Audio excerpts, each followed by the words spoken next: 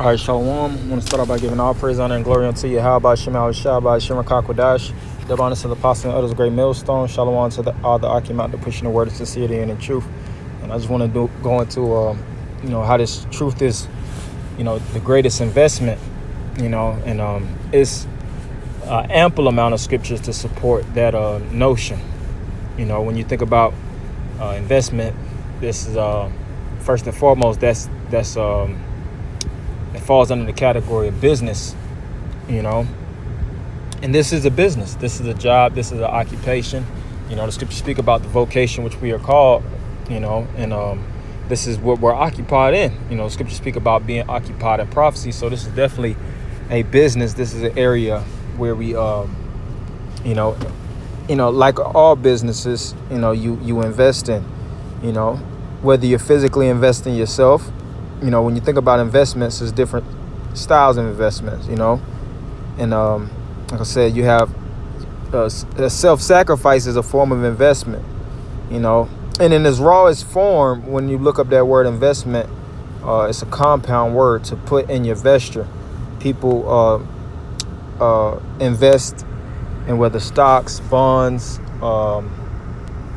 you think about real estate investments, you think about all these different shares. You think about different styles of financial investments where people put in a mass amount of their money and for a gradual return. All right. If you're investing $100, you're not expecting $100 back. You're not expecting less back. You're expecting a lot more back, but it takes time. All right. And this is the greatest investment, and that's why the word is likened unto a seed. You put a seed in the earth, and you're not going to wake up the next day and that seed is going to turn into a damn, fully grown, whether it's a tree or whatnot, or fruit tree, whatever that type of seed is. All right. It takes water. It takes sunlight. It takes patience. It has to germinate within that earth. It has to be maintained. All right. And pampered, so to speak, until it's able to fully grow, until that full, whatever that seed may be. All right. And it's the same thing with an investment. And see, the beauty of Yahweh Shema Shai is when you invest, the return is great. All right. The scriptures speak about in Deuteronomy 28th chapter, the first verse, unto the 14th, unto all the blessings that we will receive from us investing our time. All right, putting our time, our energy, our which that's a form of money. You spend time. All right, time is money. Money is time. All right, and the amount of energy that you dispense, so to speak, towards this work. The scriptures speak about how the Lord knows our patience and our labor of love. So the Lord sees all that we're investing, and the return is going to be it's going to be a great investment. All right. It's going to be a great return from the investment. So, I have this definition of investment. It says to invest is to allocate money in the expectation of some benefit in the future. Right. Who the hell puts money towards an investment not believing or expecting a benefit in the future? All right. Whenever you put a large amount of money towards an investment, by default, you're looking for something down the road, 10 years, 20 years, 30 years. You think about your 401k, you think about retirement, different, forms of investment for future, for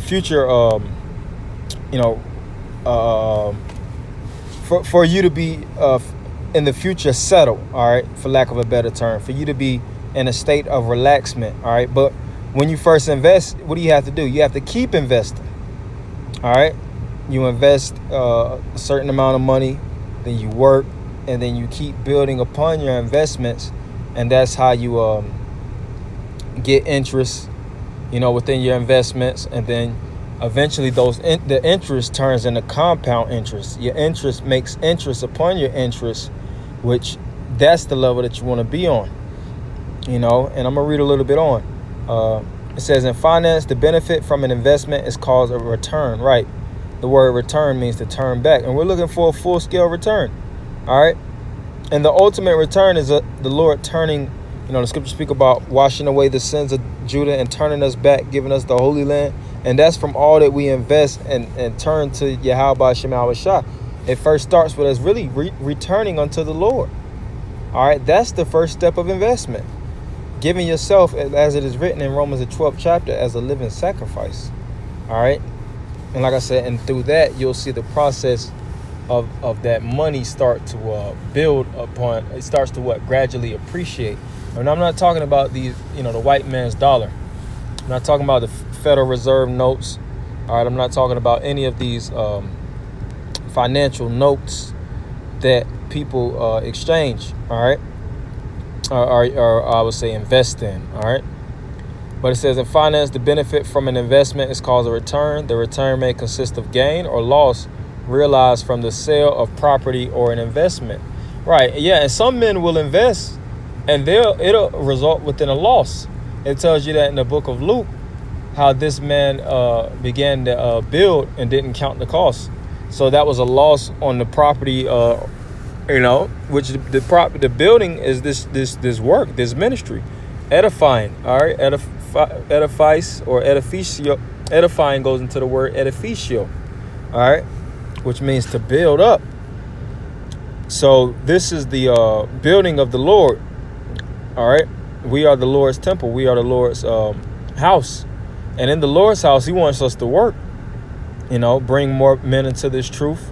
Bring this word out for others to hear, whether they're hear this word for salvation or condemnation.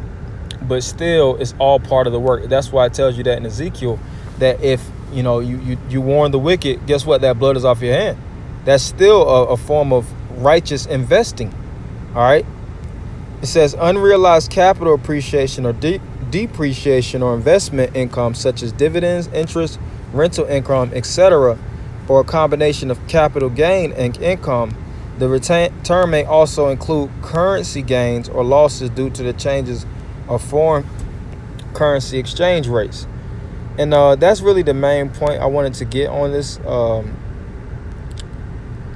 The style of investments and how important it is. And they'll go into how investments first started. I see they speaking about the Hammurabi code, but hey, the scriptures speak about investments like I'm going into right now. Matter of fact, let me get this one scripture.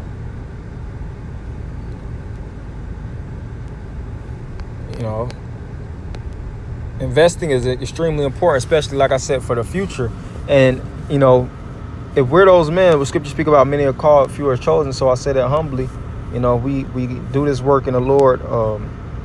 Finds us fit, then, off of all our investing, we get to retire. All right, no more work, no more labor, no more punching the clock, busting our ass. All right, everything that we put forth, we're gonna see the appreciation for forever. All right, and there's no, you can't measure eternity. Scripture speak about, that days measured to eternity. You can't measure eternity, and for what? Doing this work for 10 years, 15 years, 5 years, 4 years. Some brothers come in the last hour, might have to do it a year and a half, That's why this is a beautiful thing, man, And you should, while you in it, the scripture speak about doing it with all your might. Putting in the most, putting your all into it, because the Lord, He knows, like I said before, about the labor of love, what we commit to within this truth, our level of commitment. All right, this is Matthew 13:31. Another parable put He forth unto them, saying, the kingdom of heaven is like to a grain of mustard seed, which a man took and sowed in his field. Right. When you like I said, when you get a seed, you have to break up the ground, make sure that the ground is basically broken into, and then you go through the process of planting that seed, and in due time, it'll gradually grow. says, which indeed is the least of all seeds, but when it is grown, it is the greatest amongst herbs, and becometh a tree, so that the birds of the air come and lodge in the branches thereof. Right. And this is the greatest investment man will ever be able to invest in. All right. And everybody isn't able to even have the opportunity to put themselves in this truth. All right. Because what? The Lord calls you into this truth, and he gives you the layout. He gives you the words to run with, and he, established the course. And like I said, most people don't even have the opportunity to know the Lord's name, be able to read this precious word. This is a blessing in itself. This is an opportunity of a lifetime. And you think about investments, most people covet Amazon stocks. They covet Google or, Facebook, whatever these different, mega, business tycoons, or these tech giants, these, whatever type of investment, you think about the stock market and things of that nature. And you think about how these different companies boomed, especially the ones that had massive amount of shares at the beginning, and they seen these companies take off. They became multi-billionaires. And that's the beauty of this truth and staying down, from the beginning, from Jump Street. Because when this thing grows, we're delivered. Hey, they're gonna be famous all over the world. You think these Jeff Bezos and these Mark Zuckerbergs are, impressive? Everybody looks up to them like they're damn gods on earth, man. Why? Because of what they established and how they, revolutionize the world. Nothing is gonna actually revolutionize the world like the word of Yahweh Shem Shai. There's no greater investment. All right. Like I said, investment goes into what? Putting it in your vesture. You hold this tight within your, you clamp this down, like it says, so that no man can take your crown. Isaiah 55:1. Ho, everyone that thirsteth, come ye to the waters. And he that have no money, that's that investment.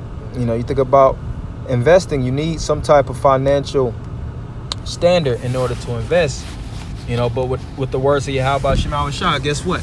You don't need a damn dime. Because what? The Lord requires your soul. That's why it says, he that have no money, come ye buy and eat. Buying is what? Through the act of paying. And how do you pay? You pay attention. All right. You spend your time. Spending is a form of investing. All right. It says buy and eat, consume. Consume what? The words of Yahweh Shem Shai, learning, the reading, studying, getting into this word. Buy wine and milk without money. What's the wine and milk? The words of Yahweh Shem Shai. There's so many scriptures to support that this word is the wine and the milk. All right. And it says, and without price. Right. Scriptures speak about freely receive, freely give. This word is free. Even when you think about the Bible, man, it's nothing to pick up a Bible or find a free Bible, and people don't see the value of this. Hell, you had, I think it was President Roosevelt. He spoke about how the Bible is greater than a college education, and you got to think about people that even invest in college. They leave college with $100,000 college debt, whatever, whether they're trying to be a doctor or a lawyer or whatnot. They'll have a massive amount of college debt in order to, achieve their practice, and guess what? This truth doesn't come with a debt. Well, if it's any type of debt, it's the debt that we're required to pay due to Yahweh Shai shedding his blood for us. We're indebted. Hey, the scriptures do speak about us being debtors. All right. But guess what? The return is we're going to be joint heirs. So even though we have to bear the burden of Yahweh Shai, the return is that much greater. So even though we're busting our asses and, you go through your hell and your temptations, it's all worth it. It all pays off. Hard work pays off. And it's not going to pay off. It may not pay off today, and it may not pay off tomorrow, but it will pay off. And we have faith in that. Scripture speak about how Prince is going to eat in due season. We're going to eat, and we're going to eat great. All right. We're going to eat lavishly, and we're going to eat choice. Even in the kingdom, it speaks about how we're going to eat. All right. And the blessings are going to overwhelm us. Wherefore do you spend money for that which is not bread, and your labor for that which satisfieth not? Hearken diligently unto me, which is listen closely,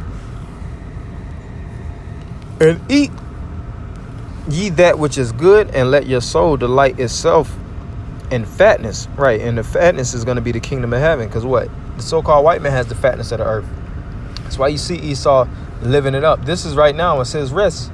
But guess what? His rest and his dream is going to turn into a nightmare. And our nightmare, which is really this hell that we're living in now, is going to turn into,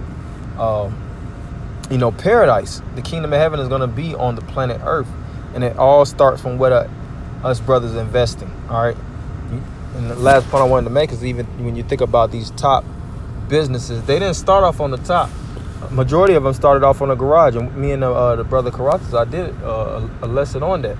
How a lot of these companies started within a garage.